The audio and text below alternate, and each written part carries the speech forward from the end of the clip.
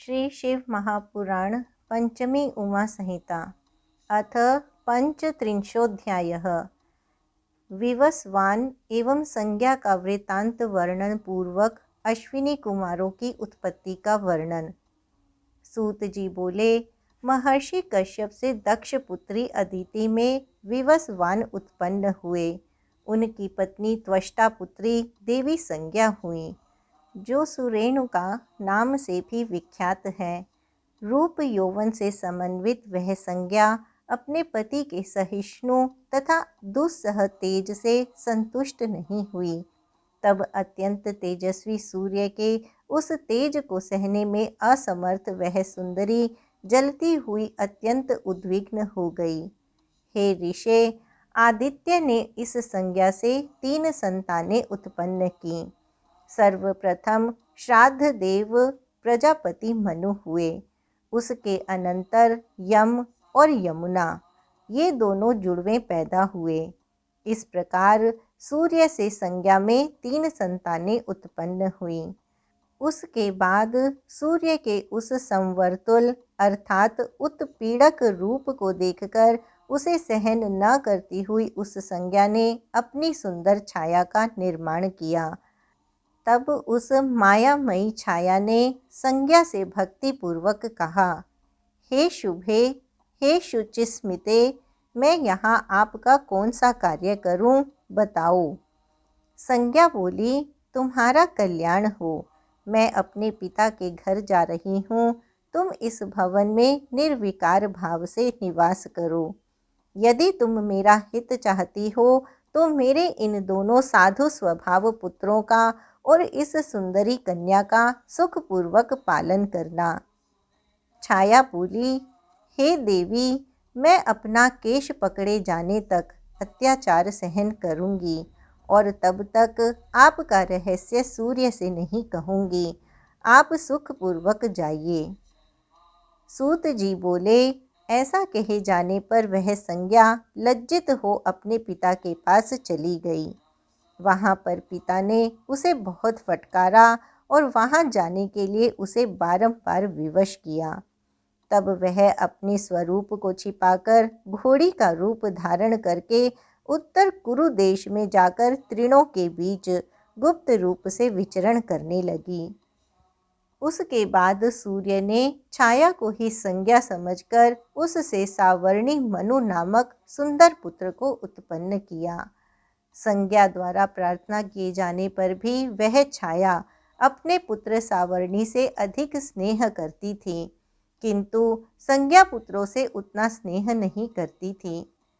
श्राद्ध देव मनु ने तो इसे सह लिया, किंतु यम को यह सहन नहीं हुआ। इसलिए जब बचपने के कारण तथा भव्यतव्यता के वश हो क्रोधित होकर उन वैवस्वत यम ने छाया को पैर उठाकर धमकाया, तब पापिनी छाया ने क्रोधपूर्वक उसे शाप दे दिया कि तुम्हारा यह चरण पृथ्वी पर गिर जाए। उसके बाद यम ने हाथ जोड़कर सारा समाचार अपने पिता से निवेदन किया। शाप के भय से अत्यंत व्याकुल एवं संज्ञा के वचनों से प्रेरित हुए यम ने कहा कि माता को चाहिए कि वह अपने सभी पुत्रों में स्नेहपूर्वक समता का व्यवहार करे, किंतु वह छाया तो हम लोगों से स्नेह हटाकर केवल छोटे भाई का लालन पालन करती है। इसलिए मैंने उसे मारने के लिए पैर उठाया। इसे आप क्षमा कीजिए। हे देवेश, हे तेजस्वियों में श्रेष्ठ, हे गोपते, माता ने मुझे शाप दिया है, अतः आपकी कृपा से मेरा चरण न गिरे। सविता बोले, हे पुत्र, इसमें निसंदेह कोई कारण होगा जिससे तुम्हारे जैसे धर्मज्ञ तथा सत्यवादी को क्रोध उत्पन्न हुआ। तुम्हारी माता का वचन तो मिथ्या नहीं किया जा सकता है। कीड़े तुम्हारे चरणों का मांस लेकर पृथ्वी में चले जाएंगे। इससे उसकी बात भी सत्य हो जाएगी और तुम्हारी रक्षा भी हो जाएगी। हे तात, हे प्रभु, अपने मन को आश्वस्त कर लो और संदेह मत करो। सूत जी बोले, हे मुनीश्वर, यम नामक पुत्र से ऐसा कहकर आदित्य सूर्य ने क्रोधित हो उस छाया से कहा। सूर्य बोले, हे प्रिय, हे कुमते, हे चंडी, तुमने यह क्या किया? तुम अपने पुत्रों में न्यूनाधिक स्नेह क्यों करती हो? इसे मुझको बताओ। सूत जी बोले, अपनी इच्छा से प्रज्वलित हुए सूर्य देव के द्वारा जलाई जाती हुई छाया ने उनका कथन सुनकर तथ्यपूर्ण उत्तर दिया। तब सूर्य देव ने उसे सांत्वना प्रदान की। उसकी बात सुनकर सूर्य त्वष्टा के पास गए और उन्होंने उनसे पूछा कि संज्ञा कहाँ है। तब त्वष्टा ने सूर्य से कहा। त्वष्टा बोले, आपके अत्यंत तेज से जलती रहने के कारण उसे आपका यह रूप अच्छा नहीं लगता है, अतः उसे सहन न करती हुई वह तृणों से भरे वन में निवास करती है। हे गोपते, योग बल से युक्त तथा योग का आश्रय लेकर स्थित वह संज्ञा प्रशंसनीय है। हे देवेश, अपनी बात कहकर आप अनुकूल हो जाइए। अब मैं आपके रूप को मनोहर बना देता हूँ। सूत जी बोले, यह सुनकर विवस्वान सूर्य का क्रोध दूर हो गया। तब त्वष्टा मुनि ने सान पर स्थापित कर उनके तेज को छील दिया। इसके बाद तेज के छील दिए जाने से उनका रूप मनोहारी हो गया। जब त्वष्टा ने उनके रूप को अत्यधिक सुंदर बना दिया, तब वे अति शोभित होने लगे। इस प्रकार सूर्य देव ने योग में स्थित होकर अपने नियम और तेज के कारण संपूर्ण प्राणियों द्वारा अपराजेय अपनी भार्या को देखा। तब अश्व का रूप धारण कर सूर्य संग की इच्छा से वहां पहुँचे। हे मुने, तब संग के लिए चेष्टा करते हुए सूर्य को देखकर पर पुरुष की शंका से युक्त संज्ञा ने उनका शुक्र मुख से लेकर नासिका में धारण कर लिया। उससे वैद्यों में श्रेष्ठ युगल अश्विनी कुमार देवता उत्पन्न हुए। वे दोनों अश्विनी कुमार नासत्य अथवा दस्र कहे गए हैं। उसके बाद सूर्य ने उसको अपने मनोहर रूप का दर्शन कराया। तब आत्मस्वरूप अपने पति देव को आदरपूर्वक देखकर वह संज्ञा प्रसन्न हो गई। इसके बाद प्रसन्न मुख वाली वह सती पति के साथ अपने घर चली गई। इस प्रकार दोनों स्त्री पुरुष प्रीति से युक्त हो पहले से अधिक प्रसन्न हो गए। माता के तिरस्कार रूप उस कर्म से अत्यंत व्यथित धर्मराज यम धर्म पूर्वक प्रजाओं को प्रसन्न करने लगे। उस कर्म से महातेजस्वी धर्मराज को पितरों का आधिपत्य तथा लोकपाल का पद प्राप्त हुआ। तपोधन सावर्णी को भी प्रजापति मनु का पद प्राप्त हुआ। वे अपने उस कर्म से वैवस्वत मनु के बाद सावर्णी मनवंतर के मनु होंगे। वे प्रभु आज भी सुमेरु पर्वत पर घोर तप कर रहे हैं। लोक में उन्हें मनु कहा जाता है और सावर्णी भी कहा जाता है। उन दोनों से छोटी जो यशस्विनी कन्या यमी थी, वह नदियों में श्रेष्ठ लोक पावनी यमुना हुई। जो देवगणों के जन्म के इस आख्यान का श्रवण करता है अथवा स्मरण करता है, वह आपदग्रस्त होने पर भी उससे मुक्त हो जाता है और महान यश प्राप्त करता है। इति श्री शिव महापुराणे पंचम्याम उमा संहितायां मन्वंतर कीर्तने वैवस्वत वर्णनम नाम 35 इस प्रकार श्री शिव महापुराण के अंतर्गत 5वीं उमा संहिता में मन्वंतर कीर्तन में वैवस्वत वर्णन नामक 35वां अध्याय पूर्ण हुआ। अथ षट्त्रिंशोऽध्यायः वैवस्वत मनु के 9 पुत्रों के वंश का वर्णन।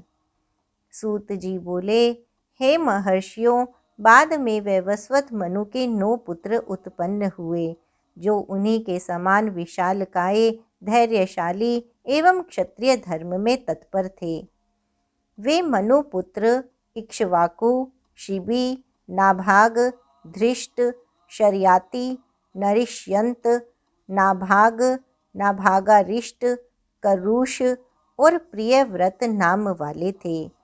हे मुनि श्रेष्ठ, किसी समय पुत्र की कामना वाले प्रजापति मनु ने यज्ञ किया, किंतु उस यज्ञ में पुत्र उत्पन्न नहीं हुए, अपितु दिव्य वस्त्र धारण की हुई, दिव्य आभूषणों से विभूषित तथा दिव्य अंगों वाली ईला नामक कन्या उत्पन्न हुई। तब दंडधारी मनु ने उससे कहा, हे ईडा, तुम मेरा अनुसरण करो। इस पर ईडा ने पुत्र की कामना वाले उन प्रजापति मनु से यह धर्म सम्मत बात कही। ईडा बोली, हे वक्ताओं में श्रेष्ठ, मैं मित्रा वरुण के अंश से मैं उत्पन्न हुई हूँ। मैं उन्हीं दोनों के पास जाऊंगी।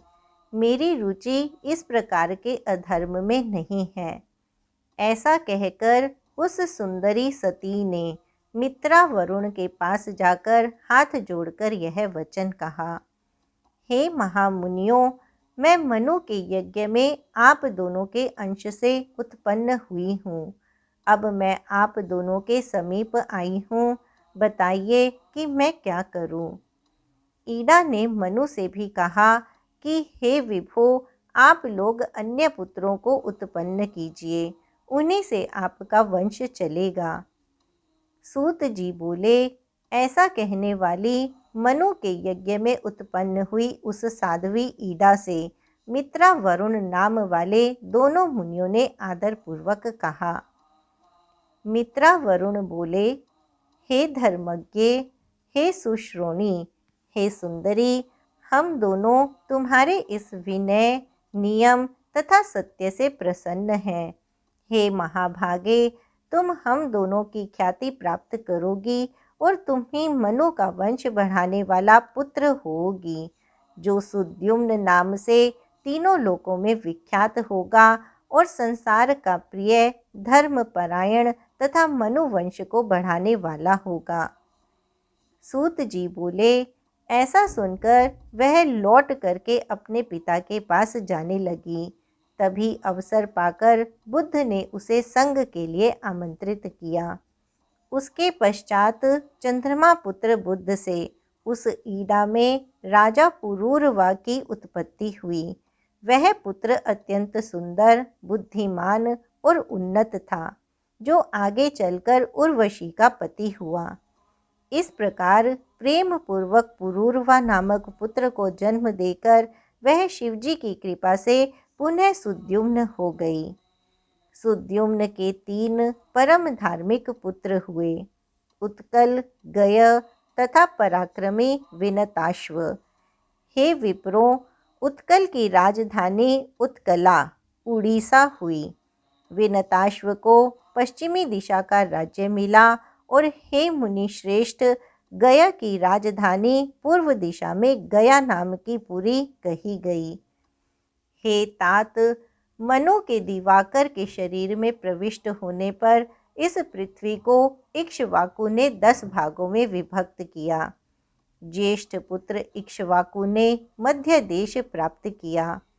वशिष्ठ के वचन के अनुसार उन महात्मा सुद्युम्न का प्रतिष्ठानपुर राज्य हुआ।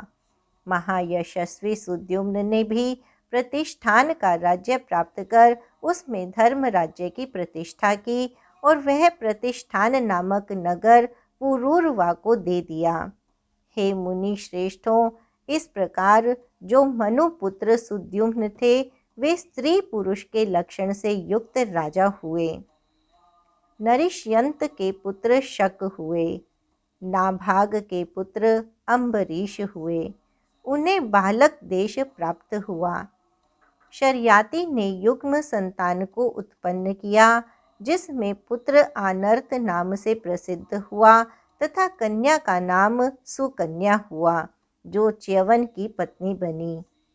आनर्त के पुत्र का नाम रैभ्य था, जो रैवत नाम से प्रसिद्ध हुए और जिनकी कुशस्थली नामक पुरी आनर्त देश में थी, जो दिव्य परम तथा 7 महापुरियों में क्रम में 7वीं मानी गई है।